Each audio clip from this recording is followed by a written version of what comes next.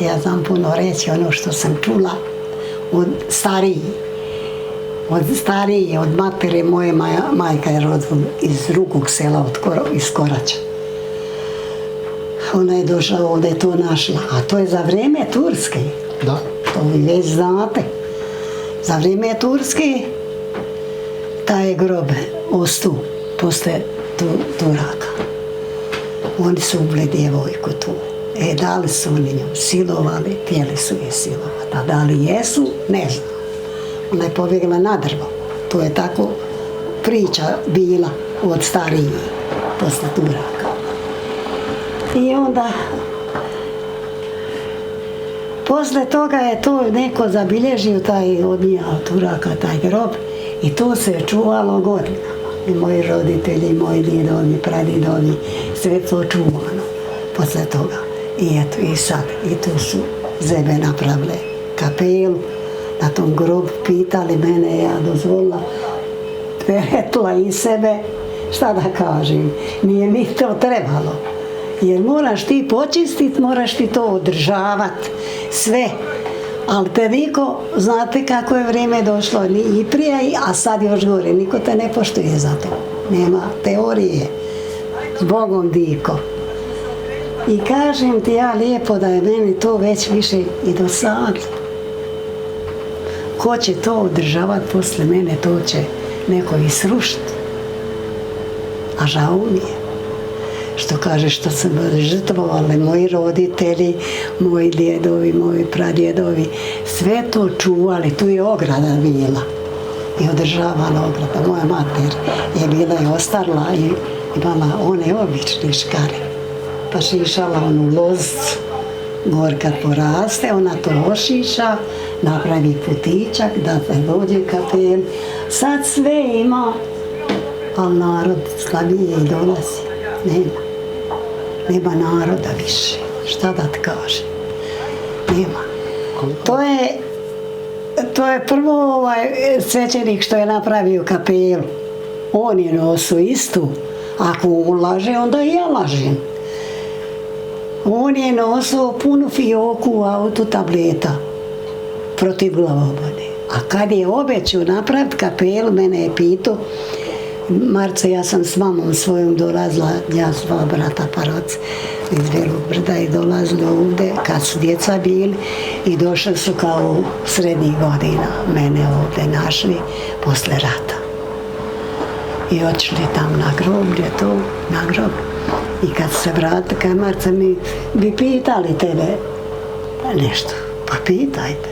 Pa kaže, mi bi napravili kapelu na tom grobu, kaže, mi smo dolazili kad smo bili mali, tu obalazili, kaže, i to mene, kaže, glava boli, ja bi se zavjetovo. Ja nisam dugo razmišljala, ja sam pogledala u nja, aj rekao, dok sam ja živa, pravite šta hoćete, lako sam rekla. I oni su stvarno, Stipica se zove taj svećenik, kaže, on je već od udare i kaže da on sad ne nosi tablete, da njega glava nikad više ne boli, a mogu reći da i mene svašta boli, starost me boli, invalidnost me boli, ali glava me ne boli. Ne, pa sad valja ima nešto od toga. Blagoslovljena ti među ženama i blagoslovljen plod utrobe tvoje, Isus, koga si vjeri, zdravo kraljice, majko milosrđa, života i spasi i upanja naše zdravo. Tebi vapijemo, prognani sinovi vjerni. Mi kaže, monsignor, reci nešto o tome. A što da kažem kad ne znamo ni vrijeme? Ne znamo ni koju je točno ubio. Ne znamo ni točno je li bila pravoslavka ili katolkinja. Bila je kršćanka. Bila je djevojka koja u ime tog čestitog križa sačuvala svoju čast i dala svoj život. To je bilo nešto što ne prolazi. To je nešto što ni danas ne prolazi u srcima oni koji su Božji i koji hoće biti Božji. Ne znamo o njoj mnogo. ali znamo da je vjera naroda koji je ovdje živio i obilazio ovo sveto mjesto ostala itekako živa i itekako snažna uz zavjete i molitve i uslišana. Na mnogim mjestima na svijetu i u našoj domovini gdje se prolila krv, nevina krv gdje se prolila, potekla je velika vjera i velika nada. Danas smo ovdje tom vjerom koju danas tražimo i za koju te Bože molimo. Vrati nam vjeru naših pradjedova. Vrati nam vjeru kojom ćemo prihvatiti ono što nam daješ. I kad je blagoslov, i kad je križ, i kad je lijepo, i kad je teže. Znajući da si uvijek s nama i da nas kušaš poput zlata u vatri. Evo, razmisli danas, dragi moj brate i sestro, dragi moj hodočasniče, na ovaj grob ove nepoznate djevojke, ima li imalo istine u ovim današnjim mislima o kojima smo mi razmišljali? Stoga pozdravljam sve buduće gledatelje i kažem im pozdrav iz Bosne, iz Posavine, iz sela Pjevalovca, župe Bijelog Brda, mjesta koje je u životu crkve, ali i našeg hrvatskog naroda važno. Nalazimo se na Curskom grobu u Pjevalovcu. Nema arheoloških argumenata ni dokaza da je ovo mjesto važno, da je povjesničari su ga ubilježili i zapisali, ali je u svijesti i tradiciji naroda, župa, nekoć župe Dubočac 1630. pa poslije Koraća, zatim Novog Sela, a zatim i Bijelog Brda, značilo puno, jer očito na ovom terenu su živjeli pobožni i čestiti kršćani. Eto, jedna djevojka je tradicija i priča je, čuvajući dostojanstvo i nevinost i krst i križ na prsima, žrtvovala život i dala svoj život da posvjedoči da ono što Sveto pismo uči, što Krist uči, da je to njezin put istine i život. Pobožnost prema njoj se nastavila kroz desetljeća, pa možemo reći i stoljeće, kriptokršćanski, jer su mlade pobožne obitelji jedna drugoj šaptale na uho ako je netko obolio psihički ili imao glavobolje, hodi na Curski grob u Pjelovac, zavjetuj se, izmoli krunicu, pali svijeću, doživjet ćeš promjenu. I brojni su tako tiho jedan drugomu to prenosili i to se uščuvalo sve do dana kada je moj brat Stipe i sam obolio jako svećenik od teških migrenskih napada i glavobolja i sam odluči doći na ovo mjesto, na Curski grob. Zapušteni grob sa običnim siromašnim križem, u njemu se dogodila velika promjena. Iza toga kaže, brate, ja nemam glavobolja, ja sam ozdravio i odlučio je ovo grob urediti i polako otvoriti za štovanje narodu. I eto, danas vidite više od 500 ljudi koji znaju, jer kulise ovog svetišta nije ni barok, ni gotika, ni muzika, ni estrada, nego tihi govor u ovoj Božjoj prirodi onoga koji te ljude pozva u ovo svetište. I zato se ovo neće gasiti, nego snažno razvijati. Hvala vam, kućo, što i vi na ovaj način širite riječ o djevojki vjere. Kata Sirovina iz Dervente. Reću koju riječ o svjedočanstvu, o svjedočenju ozdravljenja moje ćerke koja živi u Berlinu.